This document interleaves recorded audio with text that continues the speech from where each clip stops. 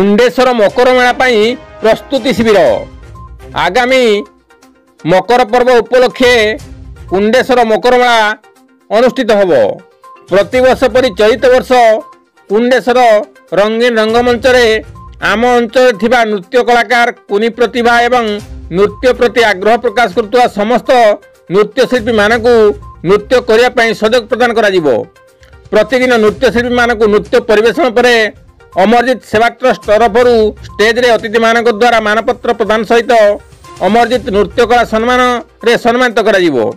ए अंचल थिबा कुनी प्रतिभा रो विकास कला संस्कृति और परंपरार सुरक्षा निमंते आमे बाहरु भड़ारे कौन से मेलोडी किंबा नृत्यशिल्पी मानकु आम कुंडेश्वर मकर मेला सुयोग न देई निज अंचल बनमल्लीर बासना को समस्त पाखरे पहुँचबार सुयोग प्रदान करेबु। चलित वर्ष टुसु प्रतियोगिता झुमर नृत्य आदिवासी संप्रदायर मुंडा एवं माझी पारंपरिक नृत्य परिवेषण पर सुयोग प्रदान करा जिवो।